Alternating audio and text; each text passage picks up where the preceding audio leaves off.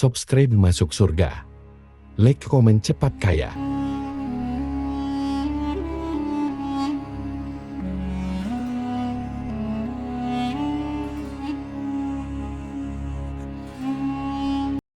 Assalamualaikum warahmatullahi wabarakatuh. Para pemirsa YouTube sekalian, pada kesempatan hari ini saya akan membahas terkait dengan Nabi Sulaiman alaihissalam. Nah, Nabi Sulaiman alaihissalam adalah manusia terkaya sepanjang sejarah kehidupan manusia di muka bumi. Dalam beberapa kitab suci seperti Al-Quran, Alkitab, Injil, Nabi Sulaiman alaihissalam dijelaskan sebagai manusia terkaya yang pernah hidup di muka bumi. Tidak ada satupun manusia yang bisa mengalahkan total kekayaannya. Hingga hari kiamat tiba, nanti para arkeolog telah menemukan situs peninggalan sejarah Islam yang mengungkap total kekayaan lebih dari Nabi Sulaiman alaihissalam. Reis bin Yosef, seorang profesor dari Tyre Active University, seorang peneliti, ia menyatakan bahwa 3000 tahun yang lalu Nabi Sulaiman alaihissalam diperkirakan memiliki kekayaan senilai 2,2 triliun US dollar. Apabila dikonversi dengan nilai mata uang dolar hari ini dan apabila dirupiahkan, maka nilainya setara dengan 32.891.870 triliun rupiah. Nilai itu berkali-kali lipat lebih banyak dari total kekayaan negara Indonesia yang hanya mencapai 11,454 triliun rupiah per 31 Desember 2021. Nabi Sulaiman AS memiliki beberapa mukjizat, diantaranya dapat berbicara dengan bahasa binatang. Beliau dapat memerintahkan mereka untuk melakukan sesuatu. Beliau juga dapat mengendalikan besar kecilnya tekanan angin dan dapat mengatur ke arah mana angin akan menghembus. Sehingga dengan itu Nabi Sulaiman dapat memanfaatkan angin sebagai kendaraannya dan juga kendaraan tentaranya. Nabi Sulaiman juga bisa melunakkan besi dan membentuk menjadi pakaian perang yang anti tusukan, senjata tajam. Tapi Nabi Sulaiman memimpin para jin, mereka tunduk dan patuh pada Nabi Sulaiman. Tidak hanya itu, setan dan iblis laknatullah yang merupakan makhluk pembangkang dapat dibuat tunduk bertekuk lutut pada perintah-perintah Nabi Sulaiman. Bisa melakukan teleportasi, yaitu berpindah dari satu tempat ke tempat yang lainnya dalam waktu singkat. Peristiwa tersebut dibuktikan dengan pemindahan singgasana Ratu Bilqis atas perintah Nabi Sulaiman. Nabi Sulaiman juga dikenal sebagai raja yang adil dan bijaksana. Nabi Sulaiman diberkahi kecerdasan yang sangat luar biasa untuk menyatupadukan segenap kekuatan yang Allah berikan kepadanya. Ia mengelola dan membawa kerajaannya menjadi kekuatan raksasa yang tak terkalahkan di masanya. Dengan segenap kemampuan yang dimiliki, tentara Nabi Sulaiman adalah tentara terkuat di bumi tanpa ada yang menandinginya. Pertanyaan mendasar yang muncul kali ini adalah dari mana sumber kekayaan dan kekuatan Nabi Sulaiman alaihissalam?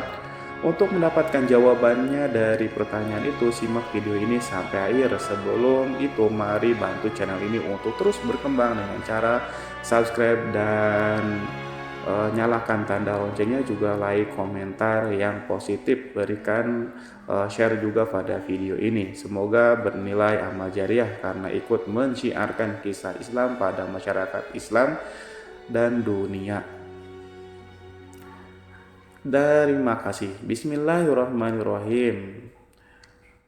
Sesungguhnya kami benar-benar telah menaburkan ilmu kepada Daud dan Sulaiman. Keduanya berkata, segala puji bagi Allah yang melebihkan kami dari kebanyakan hamba-hamba yang mukmin. Sulaiman telah mewarisi Daud dan dia berkata, wahai manusia, kami telah diajari untuk memahami bahasa burung dan kami dianugerahi segala sesuatu. Sesungguhnya semua ini benar-benar karunia yang nyata. Quran Surat An-Naml ayat 15-16. Saudara-saudaraku yang dirahmati oleh Allah, pada ayat di atas disebutkan bahwa Sulaiman telah mewarisi Daud.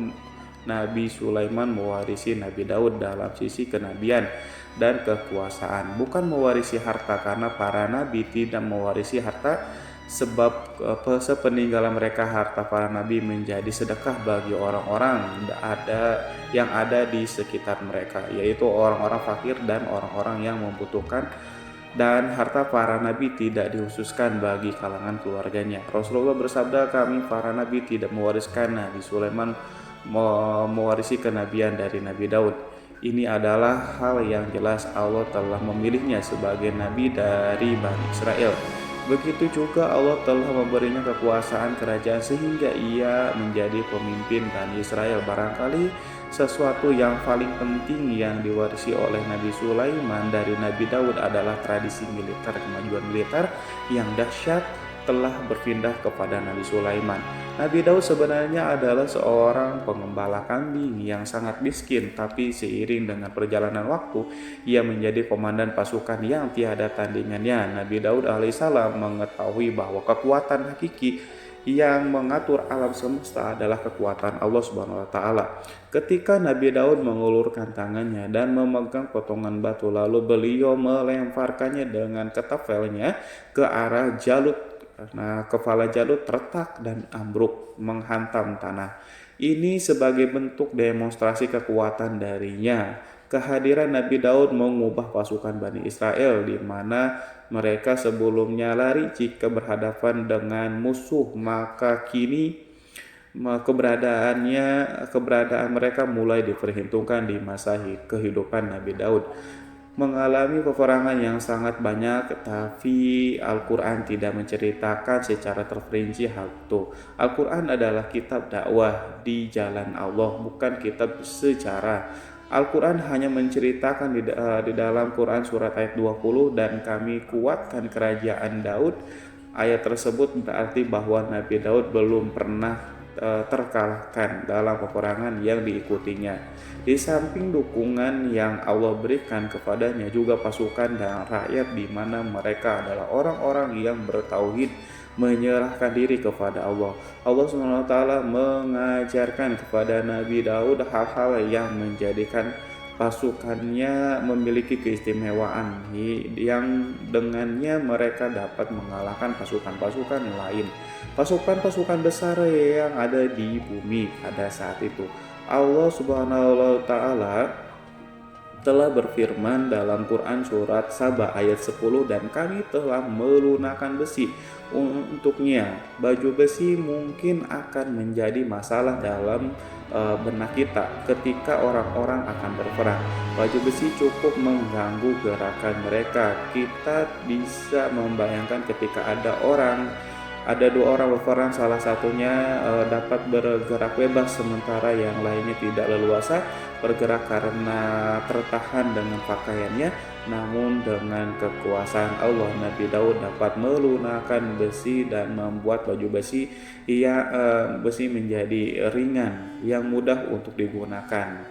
Ini adalah kemajuan penting yang Allah berikan kepada Nabi Daud dan tentaranya. Kemajuan itu kemudian diajarkan dan diwariskan dan dimiliki oleh Nabi Sulaiman alaihissalam. Nabi Sulaiman memiliki pasukan yang dahsyat yang melebihi pasukan manapun di bumi saat itu, atau bahkan mungkin saat ini. Bahkan Allah menambahkan karunia-Nya kepada Nabi Sulaiman yang disebutkan dalam Quran surat An-Naml ayat 16. Dan Sulaiman telah mewarisi Daud, dan dia berkata, wahai manusia, kami telah diberi pengertian tentang suara burung, dan kami diberi segala sesuatu. Sesungguhnya ini benar-benar sesuatu karunia yang nyata. Saudara-saudaraku yang dirahmati oleh Allah, pada suatu hari Nabi Sulaiman alaihissalam mengangkat tangannya berdoa kepada Allah. Berdoa kepada Allah antara hati Nabi dan Allah tidak ada penghalang, tidak ada jarak, tidak ada sekat. Waktu tak ada satu pun dari para nabi yang berdoa kepada Allah. Wali doanya pasti dikabulkan. Doa Nabi Sulaiman alaihissalam direkam di dalam Quran surat Shad ayat 35. Nabi Sulaiman berkata, ya Tuhanku, ampunilah aku, anugerahkanlah kepadaku kerajaan yang tidak dimiliki oleh seorang pun, Sesudahku, Nabi Sulaiman menginginkan dari Allah suatu kerajaan yang belum pernah diperoleh oleh siapapun setelahnya. Allah Subhanahu wa taala mengabulkan doa Nabi Sulaiman dan memberinya kerajaan tersebut. Nabi Sulaiman mewarisi kekuasaan, kenabian, hikmah, ilmu dari Nabi Daud alaihissalam. Orang-orang menyebutnya Sulaiman al-Hakim, Sulaiman yang bijaksana. Kebijaksanaan Nabi Sulaiman tidak terbatas pada keadilannya di tengah-tengah manusia yang juga kasih sayangnya kepada mereka. Namun kebajikan Nabi Sulaiman juga berlaku di kalangan burung dan binatang lainnya. Nabi Daud juga mengenal bahasa burung, tetapi Nabi Sulaiman dapat berbicara dengan bahasa burung. Bahkan ia dapat menggantikannya sebagai pembantunya ketika Nabi Daud bertasbih, gunung-gunung dan burung-burung serta binatang buas ikut bertasbih bersamanya. Bahkan angin pun berhenti untuk mendengarkan tasbih itu. Sedangkan Nabi Sulaiman, Allah Subhanahu wa taala memberinya karunia lebih dari itu, di mana binatang-binatang buas tunduk padanya. Begitu juga angin dan burung. Saudara-saudaraku yang dirahmati oleh Allah, Nabi Sulaiman alaihissalam mampu mendengarkan bisikan semut yang berbicara kepadanya kepada sesamanya. Mereka bahkan ia mampu memerintahkan semut tersebut sehingga semut itu menjadi taat pada perintah pasukan Nabi Sulaiman. Nabi Sulaiman memiliki kekuatan yang sangat dahsyat di dunia. Belum pernah ada di dunia ini satu pasukan pun yang memiliki kekuatan seperti itu. Kekuatan Nabi Sulaiman berasal dari beberapa kombinasi yang sangat mengagumkan, sehingga karenanya ia tidak dapat tertandingi. Kekuatan itu terdiri dari manusia, binatang, jin, dan lain-lainnya. Sebagainya kita mengetahui bahwa jin adalah makhluk Allah dan manusia tidak mampu melihatnya atau menghadirkannya atau meminta pertolongan kepadanya. Sedangkan Nabi Sulaiman telah diberi Allah suatu kemampuan untuk menundukkan jin, memperkerjakan mereka sebagai tentara di tengah-tengah peperangan. Bahkan ia mampu menjadikan mereka sebagai pekerja-pekerja kasar di kerajaannya saat tidak ada peperangan. Maka karena itu ketika ada pasukan lain yang mencoba melawan pasukan Nabi Sulaiman, mustahil mereka akan mendapatkan kemenangan. Bahkan pasukan Nabi Sulaiman diperkuat oleh burung-burung. Di pasukan Nabi Sulaiman memerankan tugas penting, yaitu menjadi agen intelijen. Kita mengetahui bahwa peran informasi saat peperangan adalah hal yang penting, dan informasi tersebut pasukan dapat mengetahui keadaan lawannya. Demikian peranan burung pada pasukan Nabi Sulaiman. Ia terbang di tengah-tengah musuh, kemudian ia kembali pada Sulaiman untuk menyampaikan berita tentang keadaan lawannya. Di samping itu, di samping jin, burung Allah juga menundukkan angin untuk Nabi Sulaiman. Nabi Sulaiman dapat memerintahkan angin dan ia mampu untuk menaiki angin tersebut bersama tentaranya. Di dalam Quran surat Shad ayat 36-40 Allah SWT berfirman, "Kami tundukkan kepada angin yang berhembus dengan baik menurut kemana saja yang dikehendaki Sulaiman, dan kami tundukkan pula kepadanya setan-setan, semuanya ahli bangunan dan penyelam, dan setan yang lain yang terikat dalam belenggu. Inilah anugerah kami, maka berikanlah kepada orang lain atau tahanlah untuk dirimu sendiri dan dengan tiada pertanggungjawaban, dan sesungguhnya dia mempunyai kedudukan yang dekat pada sisi kami dan tempat kembali yang baik." Saudara-saudaraku yang dirahmati oleh Allah juga memberikan kemampuan yang tak seorang pun dari para nabi mendapatkannya, yaitu kemampuan untuk memerintahkan setan. Setan adalah satu bagian dari jin. Ia adalah kelompok yang celaka dari bangsa jin. Kelompok ini sebenarnya tidak mampu dikuasai oleh manusia, bahkan jin yang saleh tidak dapat mengatur setan. Adapun Nabi Sulaiman, Allah telah memberinya kekuasaan untuk menundukkan setan dan memperkerjakannya. Mereka bahkan mengikatnya dengan rantai serta menghukumnya jika ia menentang pada perintah setan. Membangun untuk Sulaiman istana-istana dan patung-patung dan alat-alat perang. Bahkan setan-setan itu menyelam di dasar laut untuk mengeluarkan permata dan yakut untuk Sulaiman. Jika ada di antara setan yang menentang perintahnya, maka Nabi Sulaiman alaihissalam mengikatnya dengan rantai. Ini semua menunjukkan kekayaan Nabi Sulaiman dan kekuasaan di mana ia mampu mengatur banyak makhluk di bumi ini. Tentu saja kemampuan itu semuanya adalah atas izin atau kehendak dari Allah Subhanahu wa taala. Sebagai mukjizat dari Allah Subhanahu wa taala berfirman dalam Quran surat Saba ayat 12, dan sebagian dari jin ada yang bekerja di hadapannya di bawah kekuasaannya dengan izin Tuhannya, dan siapa yang menyimpang di antara mereka dari perintah kami, maka kami rasakan kepadanya azab neraka yang apinya menyala-nyala. Para jin itu membuat untuk Sulaiman apa yang dikehendakinya dari gedung-gedung yang tinggi dan patung-patung dan piring-piring yang besarnya seperti kolam atau periuk yang tetap berada di atas tungku. Saudara-saudaraku yang dirahmati oleh Allah, Nabi Sulaiman yang bijaksana adalah penguasa yang tak tertandingi di muka bumi ini. Meskipun memperoleh nikmat-nikmat khusus yang agung itu yang Allah berikan kepada Nabi Sulaiman, beliau tetap menunjukkan dirinya sebagai manusia yang paling banyak berzikir kepada Allah dan manusia yang paling banyak bersyukur di zamannya. Saudara-saudaraku yang dirahmati Allah, sebagaimana Allah Subhanahu wa taala telah memberikan nikmat kepada ayahnya Nabi Daud alaihissalam, di mana ia mampu melunakkan besi dan Allah mengajarinya bagaimana cara mencairkan besi, maka Nabi Sulaiman alaihissalam dapat memanfaatkan tembaga yang cair untuk peperangan. Dan juga di saat perdamaian, pada saat peperangan beliau mencampur tembaga dengan besi dan membuat darinya perunggu. Mereka menggunakan senjata-senjata perunggu dalam peperangan seperti pedang, baju besi, dan juga pisau. Senjata-senjata ini adalah senjata yang paling kuat di saat itu.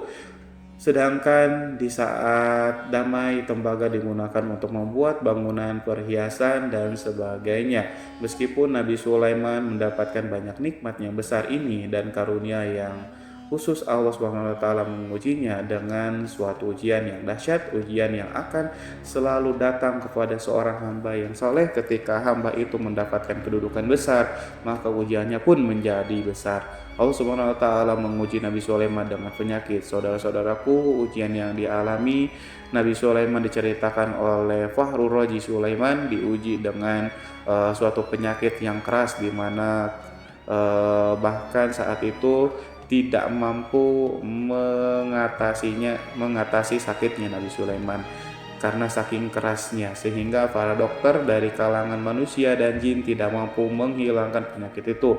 Lalu burung-burung menghadirkan rumput-rumput yang dianggap sebagai obat, tetapi Nabi Sulaiman tak kunjung sembuh. Semakin hari penyakit Nabi Sulaiman semakin menjadi-jadi, sehingga ketika Nabi Sulaiman duduk di atas kursi, ia duduk bagaikan tubuh tanpa roh, seakan-akan ia mati karena saking kerasnya penyakitnya. Sakit yang diderita oleh Nabi Sulaiman alaihissalam berlangsung sangat lama, namun Nabi Sulaiman tidak berhenti-hentinya berzikir kepada Allah yang meminta kesembuhan kepada Allah, serta peristiwa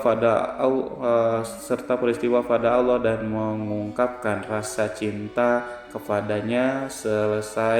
Selesailah ujian Allah terhadap hambanya Nabi Sulaiman alaihissalam. Beliau pun sembuh.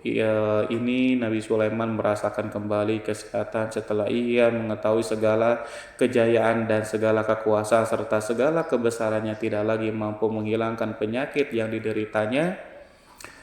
kecuali jika Allah menghendakinya. Saudara-saudaraku yang dirahmati oleh Allah, Nabi Sulaiman telah membangun tempat ibadah, tempat sujud sehingga manusia menyembah Allah di dalam rumah itu, menunjukkan keunggulan seni arsitektur dan seni fahat orang-orang yang membangun rumah itu berjumlah puluhan ribu orang. Tentu setiap kelompok dari mereka memiliki pekerjaan masing-masing. Di antaranya mereka ada yang mencairkan tembaga, di antara mereka ada yang tukang pahat, ada juga tukang ukir, ada juga membelah batu, ada juga yang memotong-motong kayu, ada yang mendatangkan rumput-rumput dari Lebanon, ada juga yang mendatangkan emas dan menjadikannya lempengan-lempengan yang mengkilat untuk menutupi kayu, untuk melapisi dinding. Bahkan dari golongan jin pun membantu membangun rumah tersebut. Tentu sebagai perintah dan bimbingan Nabi Sulaiman, mereka membuat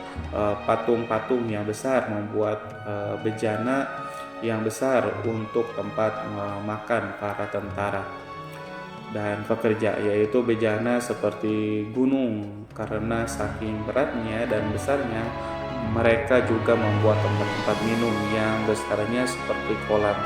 Nabi Sulaiman mengawasi para pekerja dan juga mengurusi masyarakatnya, di mana beliau mengenali program mereka dan berusaha memecahkan. Beliau juga mengawasi pasukannya dari kalangan binatang dan burung. Beliau mengetahui apakah ada sesuatu di antara mereka yang tidak datang, tidak hadir, di mana ia pergi, serta mengapa ia pergi. Nabi Sulaiman menguasai pengetahuan itu. Semua Nabi Sulaiman bukan hanya mengetahui problem tentaranya dari kalangan manusia dan juga tentaranya dari kalangan burung, namun ia juga menunjukkan kasih sayang terhadap semut, di mana beliau mendengar bisikan dan tidak suka untuk menginjakkan.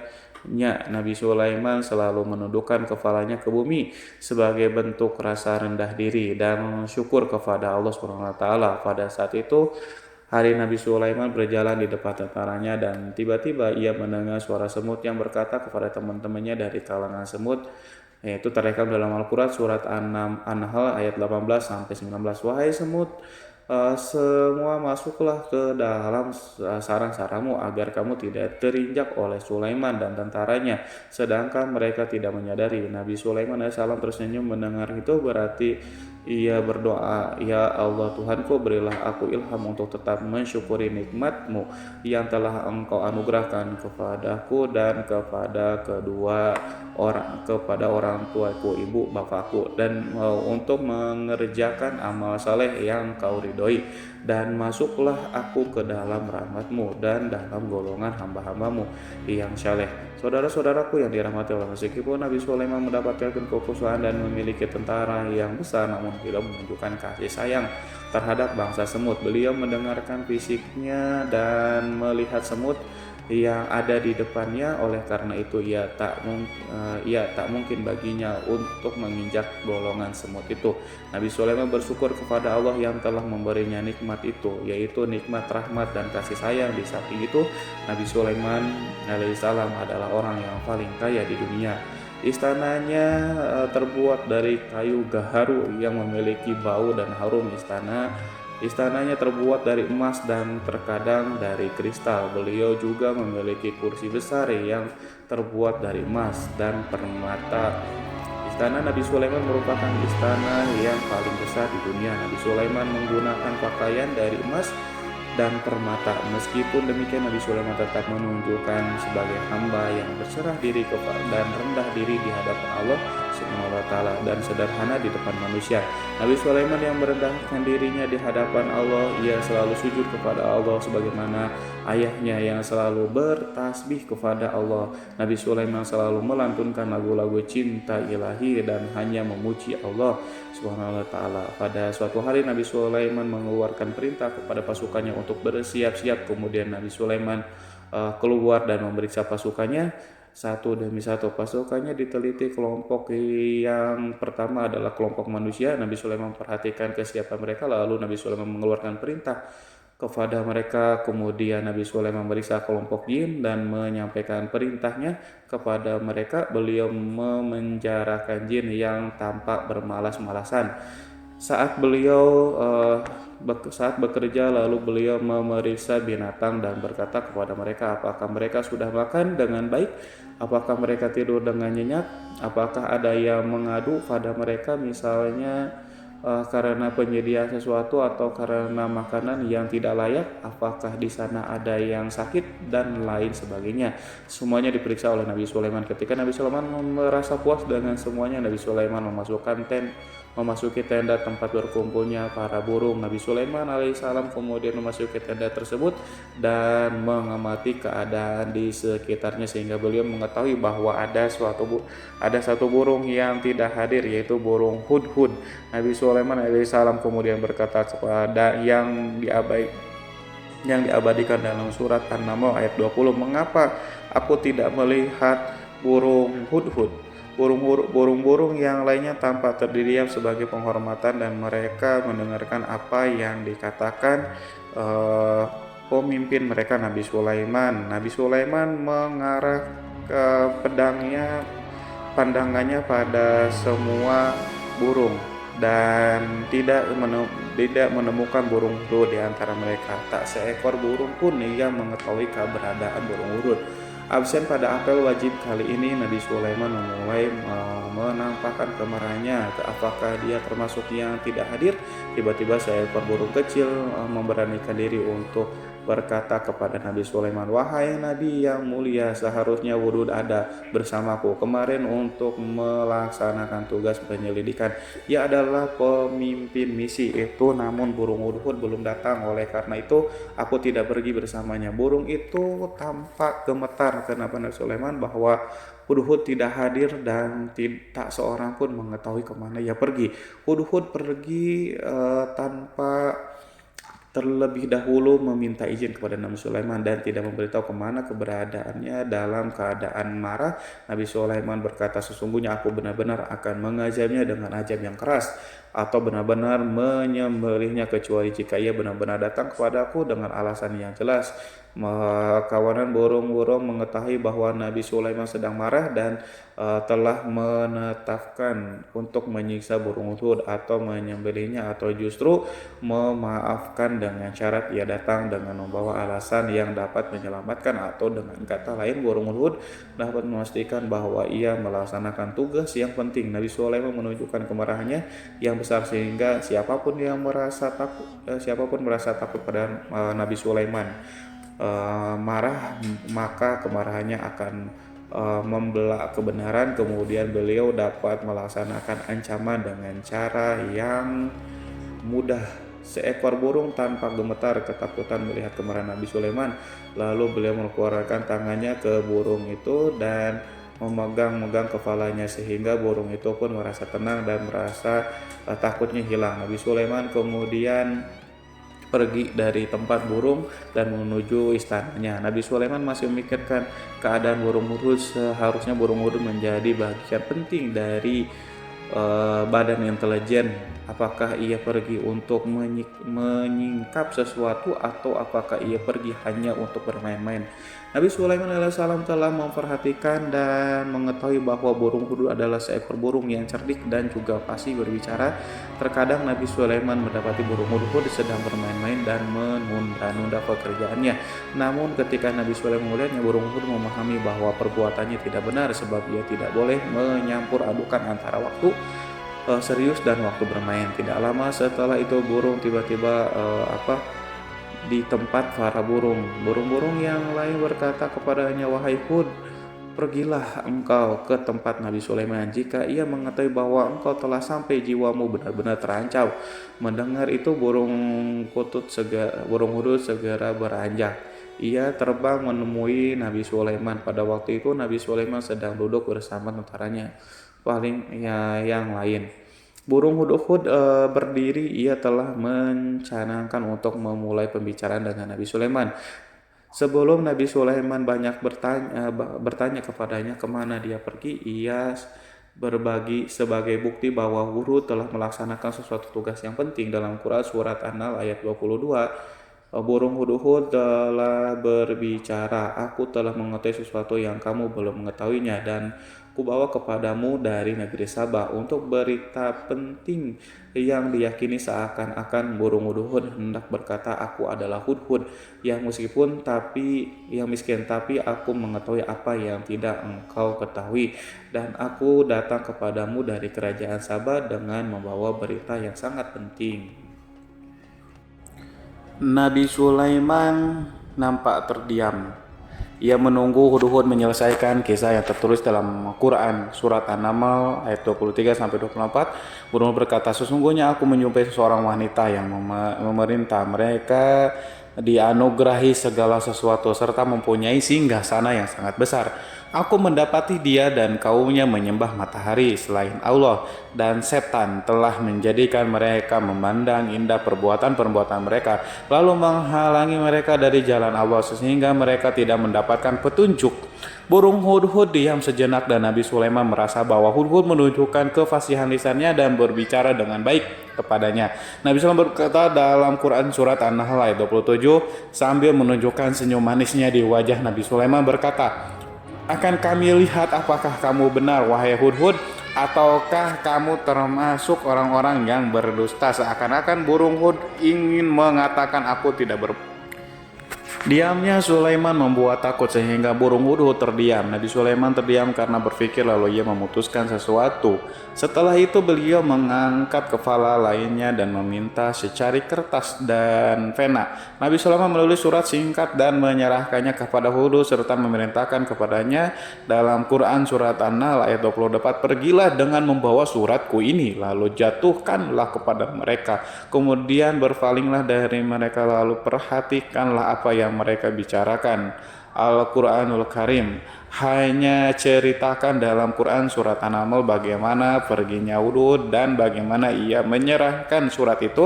Lalu Al-Quran langsung menyebutkan keadaan kerajaan Balkis yang saat itu ia sedang membaca surat tersebut di depan para pembesar kerajaannya dan para menterinya dalam Quran surat An-Naml ayat 29 sampai 31. Berkatalah Bilqis, wahai pembesar-pembesar, sesungguhnya telah dijatuhkan kepadaku sebuah surat yang mulia. Sesungguhnya surat ini dari Sulaiman, dan sesungguhnya isinya dengan menyebut nama Allah yang Maha Pengasih lagi Maha Penyayang, bahwa janganlah kalian berlaku sombong terhadapku dan datanglah kepadaku sebagai orang-orang yang berserah diri. Saudara-saudaraku yang dirahmati Allah, dalam surat itu Nabi Sulaiman disebutkan hendaklah mereka menyerahkan diri dan tunduk kepada perintah Sulaiman. Nabi Sulaiman memerintahkan agar mereka meninggalkan penyembahan terhadap matahari. Nabi Sulaiman tidak mempersoalkan akidah mereka dan tidak memuaskan mereka dengan apapun. Nabi Sulaiman hanya memerintahkan bahwa ia berada di atas kebenaran, bukankah ia didukung kekuatan yang berlandaskan keyakinan dan dimilikinya. Nabi Sulaiman hanya memerintahkan mereka agar tunduk dan patuh kepadanya. Ratu Saba menyampaikan surat tersebut di tengah-tengah kaumnya. Dalam Quran surat An-Naml ayat 32 dijelaskan berkata, Bilqis, wahai para pembesar, berilah aku pertimbangan dalam urusanku ini. Aku tidak pernah memutuskan sesuatu persoalan sebelum kamu berada dalam majelisku. Saudara-saudaraku yang dirahmati Allah, para pembesar istana Bilqis menentang surat tersebut. Isi surat itu membangkitkan kesombongan kaum Saba, di mana mereka merasa lebih kuat. Mereka mengetahui bahwa di sana ada seseorang yang mencoba menentang mereka dan mengisyaratkan peperangan kepada mereka.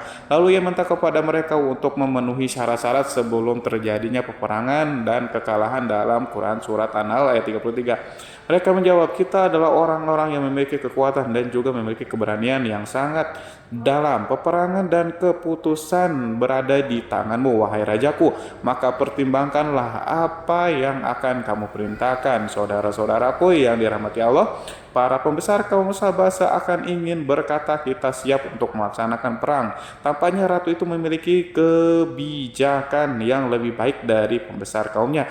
Surat Sulaiman itu membuatnya berpikir lebih jernih dan lebih berhati-hati. Ia berusaha sebisa mungkin menghindari peperangan. Ratu itu berpikir dalam tempo yang lama. Nama Sulaiman tidak diketahuinya dan ia pun belum pernah mendengarnya. Oleh karena itu Ratu kaum Sabah tidak mampu mengetahui dan mendeteksi seberapa besar kekuatan Nabi Sulaiman. Boleh jadi Nabi Sulaiman memiliki kekuatan yang dahsyat sehingga ia mampu memerangi kekuasaannya dan mengalahkannya. Kemudian ratu memperhatikan apa yang ada di sekelilingnya. Ia melihat kemajuan masyarakat dan juga kekayaannya. Barangkali ia mengira bahwa Nabi Sulaiman iri terhadap kemajuan kekayaan itu sehingga Nabi Sulaiman ingin menyerangnya. Setelah mempertimbangkan isi surat Nabi Sulaiman dengan cermat, Ratu Saba memilih untuk tidak bersikap sombong dan bodoh. Ratu lebih suka untuk menggunakan bahasa kelembutan. Ia mengirim kepada Nabi Sulaiman suatu hadiah yang besar. Ratu mengira bahwa Nabi Sulaiman seseorang yang ambisius, yang boleh jadi ia telah mendengar tentang kekayaan kerajaan Saba.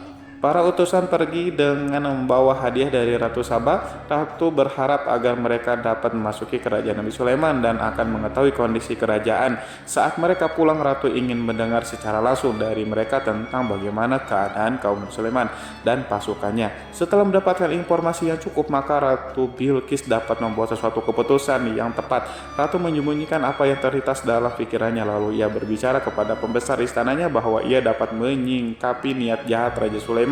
Lalu cara mengirimkan hadiah kepadanya. Ratu lebih memilih cara tersebut dan menunggu reaksi dari Nabi Sulaiman. Ratu berhasil memuaskan para pembesar istana dan untuk sementara ia menghilangkan ide untuk berperang. Karena para raja jika menyerang satu desa, maka pemimpin desa tersebut adalah orang yang paling banyak mendapatkan kehinaan dan kerjaan. Akhirnya para pembesar kaumnya merasa puas dengan pikiran Ratu Bilqis. Saudara-saudaraku yang dirahmati oleh Allah, dalam Quran surat An-Naml ayat 34-35 dijelaskan, Bilqis berkata, dia berkata sesungguhnya raja-raja apabila memasuki suatu negeri niscaya mereka akan membinasakannya dan menjadikan penduduknya yang mulia menjadi hina, dan demikian pula lah yang akan mereka perbuat, dan sesungguhnya aku akan mengirim utusan kepada mereka dengan membawa hadiah, dan aku akan menunggu apa yang akan dibawa kembali oleh utusan itu.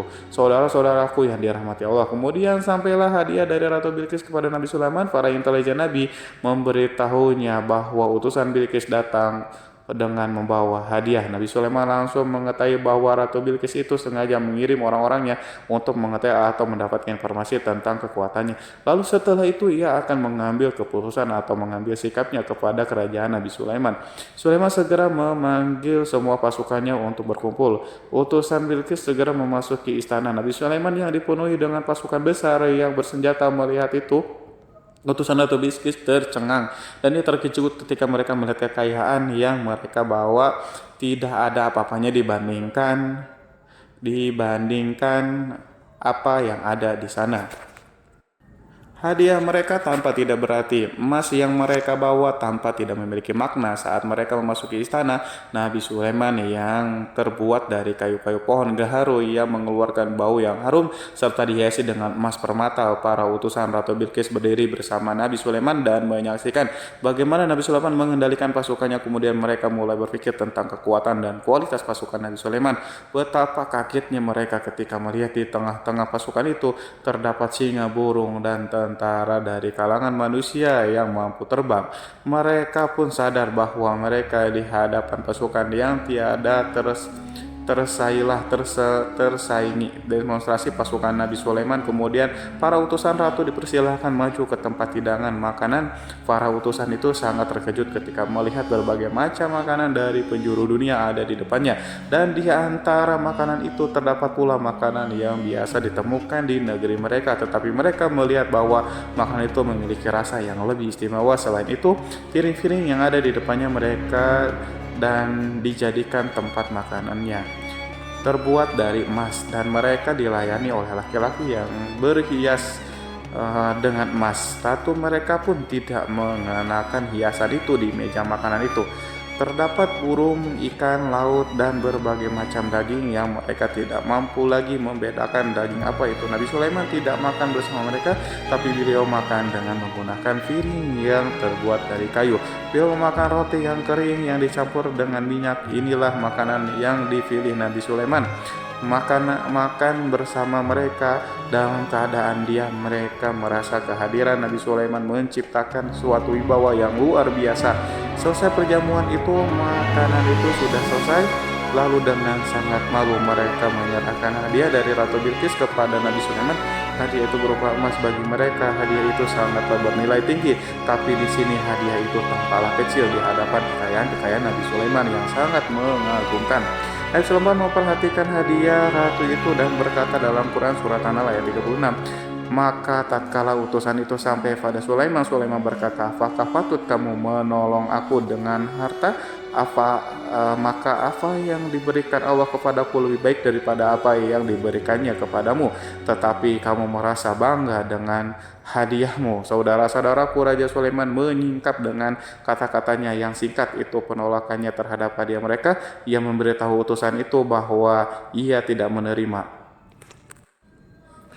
Ia memberitahu utusan itu bahwa ia tidak menerima hadiah tersebut. Ia tidak merasa puas dengan hadiah itu. Yang membuatnya puas hanyalah, janganlah kalian berlaku sombong terhadapku dan datanglah kepadaku sebagai orang-orang yang berserah diri. Lalu Nabi Sulaiman berkata kepada mereka, pelan hal itu diabadikan dalam Quran surat An-Naml ayat 33, kembalilah kepada mereka, sesungguhnya kami akan mendatangi mereka dengan bala tentara yang mereka tidak kuasa melawannya, dan pasti kami akan mengusir mereka dari negeri itu, yaitu negeri Sabah, dengan terhina, dan mereka akan menjadi tawanan yang hina. Saudara-saudaraku yang dirahmati oleh Allah, Nabi Sulaiman kemudian meninggalkan para utusan ratu setelah terlebih dahulu mengancam mereka. Para utusan itu mengharap agar lebih Sulaiman mau menunggu kunjungan Ratu Bilqis sendiri yang akan membawa misi perdamaian. Akhirnya sampailah para utusan Ratu Bilqis ke negeri Sabah. Mereka segera menuju ke istana sang ratu. Mereka memberitahu bahwa negeri mereka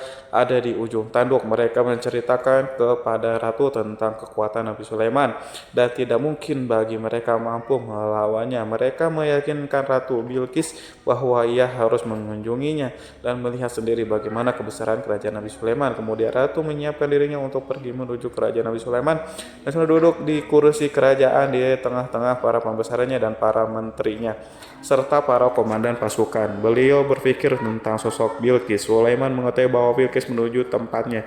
Meski dikelilingi rasa takut, Nabi Sulaiman berpikir sejenak tentang bagaimana matahari disembah. Ia memikirkan bagaimana informasi yang diterima oleh intelijennya tentang kemajuan kerajaan Bilqis dalam bidang kesenian dan ilmu pengetahuan. Nabi Sulaiman bertanya kepada dirinya sendiri, apakah kemajuan menjadi penghalang untuk mengetahui kebenaran? Apakah ratu itu gembira dengan kekuatan yang dicapainya, dan ia membayangkan bahwa kekuatannya adalah segalanya dengan kemajuan yang dimilikinya. Nabi Sulaiman ingin membuat kejutan agar ratu mengetahui bahwa Islam yang diyakini oleh Nabi Sulaiman adalah satu-satunya yang mampu mendatangkan kemajuan dan kekuatan yang hakiki, sehingga ia dapat membandingkan antara keyakinannya dalam menyembah matahari beserta kemajuan yang mencapainya dengan keyakinan Nabi Sulaiman juga beserta kemajuan yang diraihnya.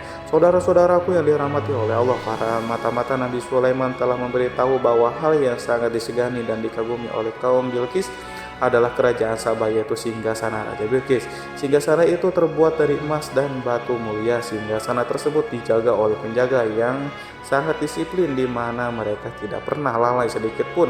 Oleh karena itu sangat tepat apabila Nabi Sulaiman menghadirkan singgasana di sini di kerajaannya, sehingga ketika ratu tiba maka ia dapat duduk di atasnya. Nabi Sulaiman ingin membuat kejutan kepadanya dan menunjukkan bahwa kemampuannya tersebut yang berlandaskan pada keislaman. Nabi Sulaiman melakukan yang demikian itu dengan harapan agar si ratu tunduk kepadanya.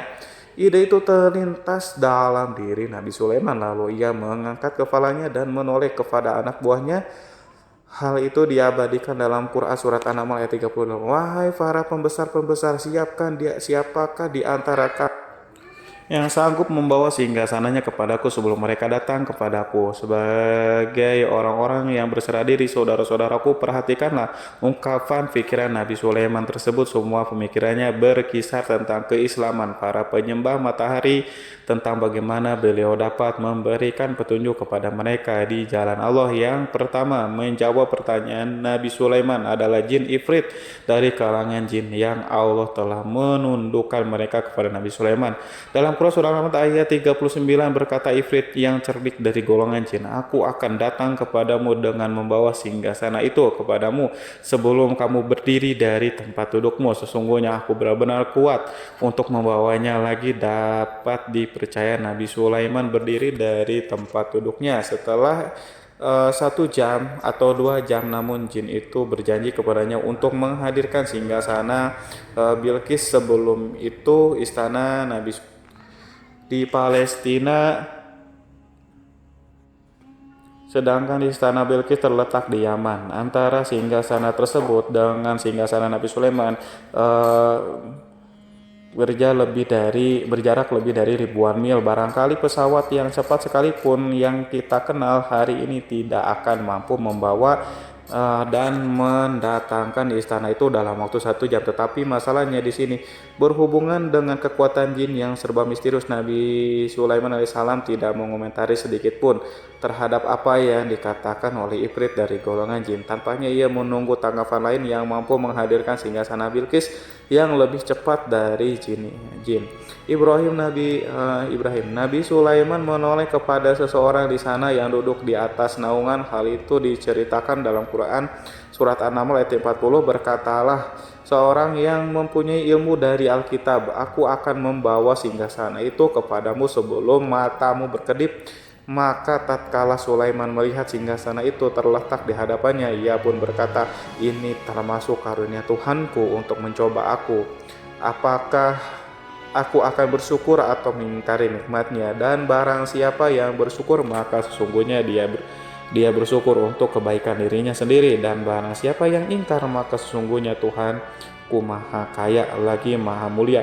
Saudara-saudaraku, belum lama seseorang yang mempunyai ilmu Alkitab itu menyatakan kalimatnya, sehingga singgasana itu tiba-tiba ada di depan Nabi Sulaiman yang mampu menghadirkan singgasana itu lebih cepat atau lebih sedikit dari kedipan mata. Ketika mata itu tertutup dan terbuka, Al-Quranul Karim tidak menyingkap kepribadiannya. Seseorang yang menghadirkan singgasana itu, Al-Quran hanya menggarisi bahwa orang itu mempunyai ilmu dari Alkitab. Al-Quran tidak menjelaskan kepada kita apakah ia seorang malaikat atau manusia atau jin atau Al-Quranul Karim sepertinya ingin menyembunyikan identitas orang tersebut. Al-Quran sengaja tidak menyingkap hakikat kitab yang dimaksud. Saudara-saudaraku yang dirahmati Allah, setelah melintas singgasana itu, Nabi Sulaiman bersyukur kepada Allah.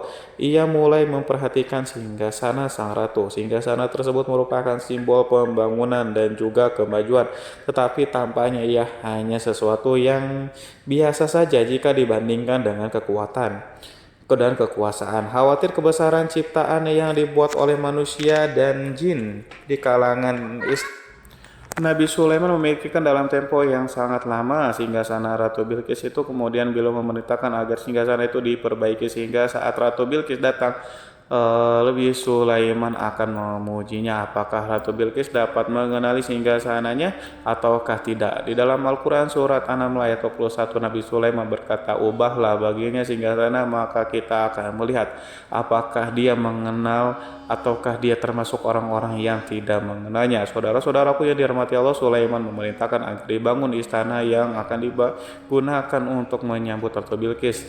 Nabi Sulaiman memilih tempat di laut dan ia memerintahkan agar dibangun suatu istana di mana sebagian besarnya terdiri dari air laut. Nabi Sulaiman memerintahkan agar lantainya itu terbuat dari kaca yang tebal dan kuat, sehingga orang-orang yang berjalan di atas istana itu akan dapat melihat di bawahnya ada ikan-ikan yang berwarna-warni yang berenang-renang, dan mereka akan melihat rumput-rumput laut yang bergerak-gerak. Akhirnya terselesaikan pembangunan istana itu. Saking bersihnya kaca lantai sehingga tampak di sana tidak ada kaca burung kaca. Burung Hud memberitahu Nabi Sulaiman bahwa Bilqis telah sampai di dekat kerajaannya. Kemudian Ratu Bilqis datang. Al-Quran tidak menyebutkan keadaan Nabi Sulaiman saat menyambut Bilqis, namun Al-Quran menunjukkan dua sikap Ratu Bilqis. Pertama, bagaimana sikap Bilqis ketika pertama kali melihat singgasananya yang datang mendahulunya, padahal ia telah meninggalkannya. Pengawalnya untuk tetap setia menjaga singgasananya.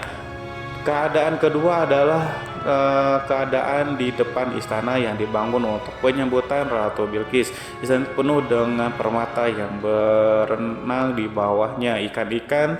Dalam Quran surat An-Nahl ayat 42 dijelaskan, dan ketika Bilqis datang ditanyakanlah kepadanya, serupa inikah singgasanamu Bilqis?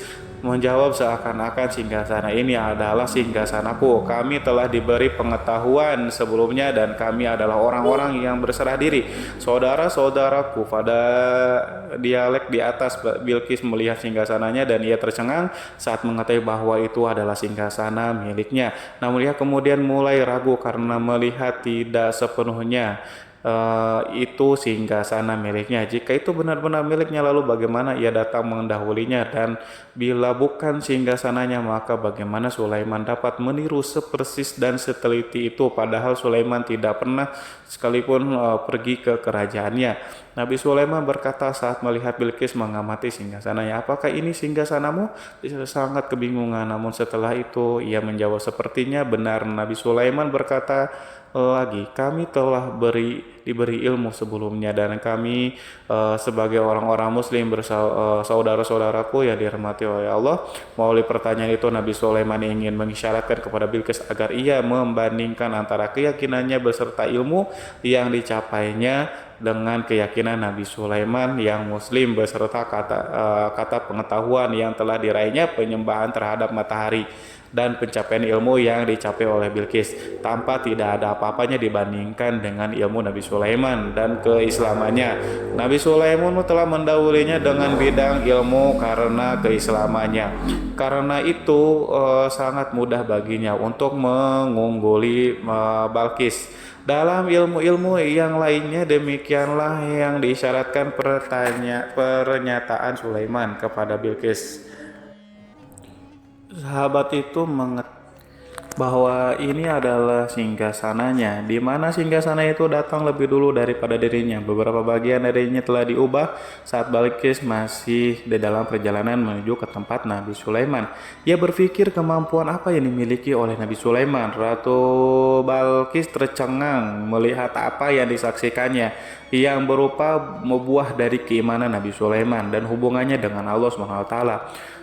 Sebagaimana Bilqis juga tercengang ketika melihat kemajuannya di bidang ilmu pembangunan, seni, dan ilmu-ilmu yang lainnya. Maka ia lebih kagum lagi saat melihat hubungan yang kuat antara keislaman Nabi kiriman dengan ilmunya, serta kemajuan yang diraihnya. Dalam Quran surat An-Nahl ayat 84 dijelaskan, dan apa yang disembahnya selama ini selain Allah mencegahnya untuk melahirkan keislamannya, karena sesungguhnya ia terdahulu termasuk orang-orang yang kafir.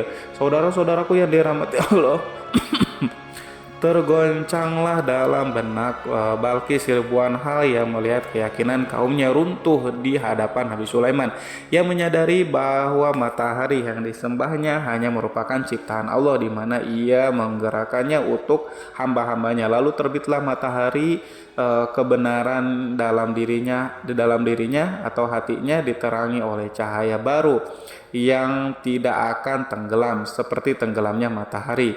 Masa keislamannya hanya menunggu waktu saja. Ratu Bilqis memilih waktu yang tepat untuk mengumumkan keislamannya. Allah SWT berfirman dalam Quran surat An-Nahl ayat 44, dikatakan kepadanya, "Masuklah ke dalam istana." Maka tatkala ia melihat lantai istana itu, dikiranya kolam air yang besar dan disingkapnya dua betisnya. Berkatalah Sulaiman, "Sesungguhnya ia adalah istana licin yang terbuat dari kaca." Berkatalah Balkis, wahai Tuhanku, sesungguhnya aku telah berbuat zalim terhadap diriku dan aku berserah diri bersama Sulaiman kepada Allah Tuhan semesta alam. Saudara-saudaraku yang dirahmati Allah, dikatakan kepada Balkis, masuklah ke dalam istana. Ketika ia masuk, maka ia tidak menyaksikan adanya kaca, tetapi ia melihat air sehingga ia mengira akan bersinggungan dengan air laut. Lalu ia menyingkapkan sedikit bajunya agar bajunya tidak basah. Nabi Sulaiman mengingatkan tanpa melihatnya agar ia tidak khawatir terhadap pakaiannya, karena pakaiannya tidak akan basah sebab di sana tidak ada air, itu sekedar kaca yang halus, yang saking halusnya sehingga ia tidak tampak. Pada kesempatan itu Balkis mengumumkan keislamannya yang mengakui kelaliman dirinya, dan ia menyatakan menyerahkan diri kepada Nabi Sulaiman dan kepada Allah Tuhan semesta alam. Lalu kaumnya pun mengikutinya dan mereka tidak memeluk Islam. Balkis menyadari ia berhadapan dengan penguasa yang terbesar di bumi dan salah satu Nabi Allah yang mulia. Untuk pertama kalinya wajah Sulaiman tampak dihiasi dengan senyuman yang menunjukkan kepuasannya sejak Balkis mengunjunginya. Demikianlah Sulaiman mewujudkan kejayaan yang hakiki dan menyebarkan cahaya Islam di muka bumi. Saudara-saudaraku, Al-Quran tidak menyebutkan kisah Balkis setelah keislamannya. Para ahli tafsir mengatakan bahwa ia menikah dengan Nabi Sulaiman. Selain itu, ada yang mengatakan bahwa ia menikah dengan salah satu orang dekat Nabi Sulaiman. Ada juga yang mengatakan bahwa sebagai raja Habasyah adalah keturunan dari buah perkawinan ini. Wallahu alam bishawab. Saudara-saudaraku yang dirahmati Allah, Nabi Sulaiman hidup di tengah-tengah kejayaan dan kemuliaan di bumi. Kemudian Allah menetapkan kematian untuknya, sebagaimana kehidupan Sulaiman berada di puncak kemuliaan dan kejayaan yang penuh dengan keajaiban yang luar biasa. Maka kematiannya pun merupakan tanda-tanda kebesaran Allah yang penuh dengan keajaiban. Demikianlah bahwa kematiannya sesuai dengan kehidupannya, sesuai dengan kejayaannya. Allah berfirman tentang kematian Sulaiman di dalam Al-Quran surat Sab ayat 14, maka tatkala kami telah menetapkan kematian Nabi Sulaiman, tidak ada yang menunjukkan kepada mereka kematiannya itu kecuali rayap yang memakan tongkatnya. Maka tatkala ia telah tersungkur, taulah jin bahwa kalau sekiranya mereka mengetahui yang gaib, tentulah mereka tidak akan tetap dalam siksa yang menghinakan. Saudara-saudaraku yang kemampuan Nabi Sulaiman untuk menundukkan jin dan mempekerjakan mereka serta hubungan mereka dengannya, semua itu menimbulkan fitnah di tengah-tengah manusia dalam hal tertentu, dan kematian Nabi Sulaiman merupakan batasan jawaban terhadap fitnah ini. Kami tidak mengetahui siapa yang mengklaim bahwa jin mengetahui hal yang gaib, apakah itu setan yang terkutuk atau jin yang bodoh atau manusia yang tertipu. Kami tidak mengetahui siapa yang bertanggung jawab terhadap tersebarnya isu yang keliru ini. Yang kita tahu adalah bahwa hal tersebut adalah mempengaruhi sebagian manusia dan jin. Barangkali manusia berkata kepada diri mereka, selama jin melakukan perbuatan yang luar biasa ini, maka apa gerangan yang menjadikan mereka tidak mengetahui hal yang gaib? Manusia itu lupa bahwa kunci kegaiban berada di tangan Allah. Masalah ilmu gaib tidak akan mampu dikuasai oleh jin, manusia, para nabi, dan semua makhluk. Hanya Dia yang mengetahui, dan manusia yang diberitahu hanya sedikit. Sekali lagi, saudara-saudaraku yang dirahmati Allah, seakan-akan Allah telah merencanakan bahwa kematian Sulaiman bertujuan untuk menghancurkan pemikiran itu, yaitu pemikiran bahwa jin mengetahui hal-hal yang gaib. Jin bekerja untuk Nabi Sulaiman selama beliau hidup, dan tatkala beliau meninggalkan maka tugas mereka menjadi bebas. Nabi Sulaiman meninggal tanpa diketahui oleh jin, sehingga mereka tetap bekerja untuknya. Mereka tetap mengabdi kepada Sulaiman. Seandainya mereka mengetahui hal yang gaib, niscaya mereka tidak meneruskan pekerjaannya. Mereka saudara-saudaraku, pada suatu hari Nabi Sulaiman memasuki mihrabnya untuk itikaf, ibadah dan beribadah kepada Allah. Tak seorang pun yang berani mengganggu khalwatnya di mihrab itu.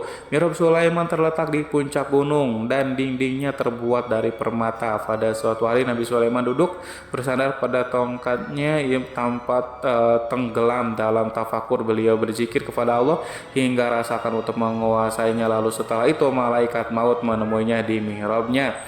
Nabi Sulaiman pun meninggal, beliau bersandar pada tongkatnya. Jin melihatnya dan mengira bahwa beliau sedang sholat, sehingga mereka pun terus melanjutkan pekerjaannya. Berlalulah hari-hari yang panjang, kemudian datanglah rayap itu, yaitu semut kecil yang memakan kayu. Hewan itu mulai memakan tongkat Nabi Sulaiman. Rayap itu tampak lapar. Sebagian dari tongkat Nabi Sulaiman dimakan beberapa hari oleh rayap itu. Ketika yang dimakan semakin bertambah, maka tongkat itu pun menjadi rusak dan kemudian jatuh dari tangan Nabi Sulaiman alaihissalam. Tubuh mulia itu kehilangan pertimbangan dan kemudian jatuh terhempas di bumi. Tatkala tubuh suci itu tersungkur, maka manusia segera menuju ke arahnya. Mereka menyadari dan mengetahui bahwa Nabi Sulaiman telah meninggal dalam waktu yang lama. Jin menyadari bahwa mereka tidak mengetahui hal yang gaib dan manusia pun mengetahui hal yang hakikatnya. Ini seandainya jin mengetahui hal yang gaib, niscaya ia tidak akan meneruskan siksa yang hina. Mereka tidak akan bekerja kepada Sulaiman. Demikianlah Nabi Sulaiman alaihissalam meninggal dalam keadaan duduk dan salat timiranya.